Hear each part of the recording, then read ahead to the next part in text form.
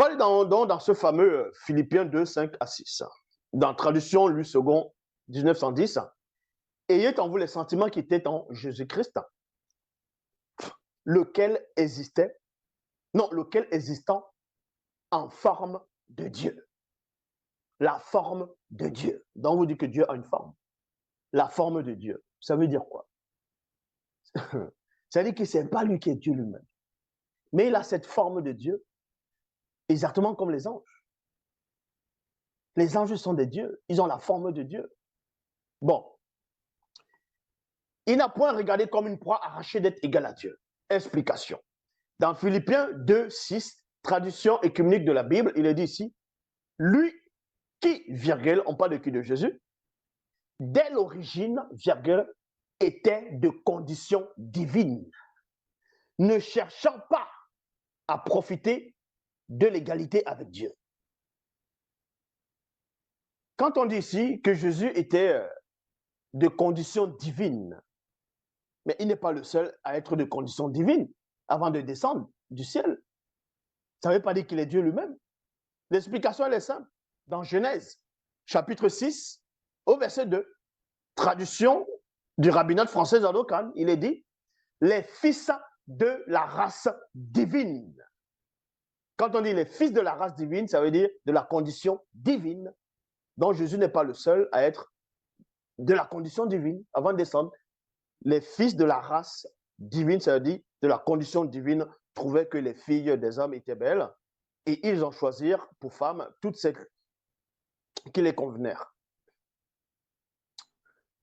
Maintenant, on va aller toujours dans Philippiens 2, 5 à 6 pour montrer qu'il existe aussi des versions qui vont modifier dans certaines versions pour faire asseoir, pour faire croire aux gens que c'est Jésus qui est Dieu lui-même. Voilà ce qu'ils vont dire ici.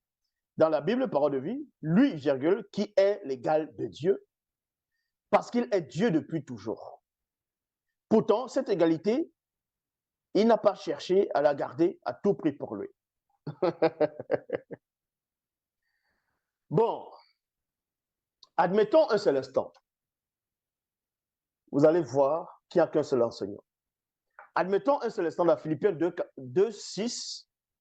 Dans Philippiens 2, 6, dans la Bible, parole de vie, il est dit, lui, en parlant de Jésus, il est l'égal de Dieu. Déjà, ça n'a pas de sens. Quand on dit que quelqu'un est l'égal de l'autre, ça dit qu'il n'est pas l'autre. Déjà, un.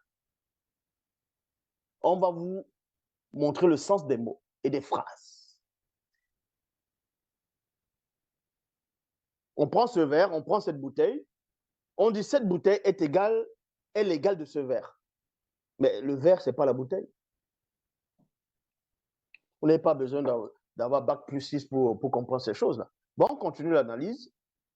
Lui, virgule, il est l'égal de Dieu. Parce qu'il est Dieu depuis toujours. Admettons que Jésus soit Dieu depuis toujours, c'est-à-dire Dieu lui-même depuis toujours. Toujours dans le même passage, c'est-à-dire le même chapitre, dans Philippiens 2, maintenant on va dans le verset 9. Toujours dans Bible, parole de vie. Hein. Vous allez voir, les auteurs, les traducteurs des Bibles, parole de vie, ils ne savaient même pas ce qu'ils écrivaient. Ils étaient confus. C'est pourquoi Dieu l'a placé. A placé qui? A placé Jésus. A placé celui qui est descendu. Il l'a placé parce qu'il n'était pas Dieu lui-même. Très haut. Et il c'est qui? C'est Dieu. Lui c'est qui maintenant? C'est Jésus. A donné le nom qui est au-dessus de tous les autres noms. Comment tu vas être Dieu toi-même? Tu descends. Après, on te dit Dieu maintenant. Il te soulève. Il te donne une gloire. Il te donne un nom qui est au-dessus de tous les autres noms. Mais il faut plutôt écrire, il s'est donné lui-même le nom. Donc les gens viennent écrire, ils ne comprennent rien du tout.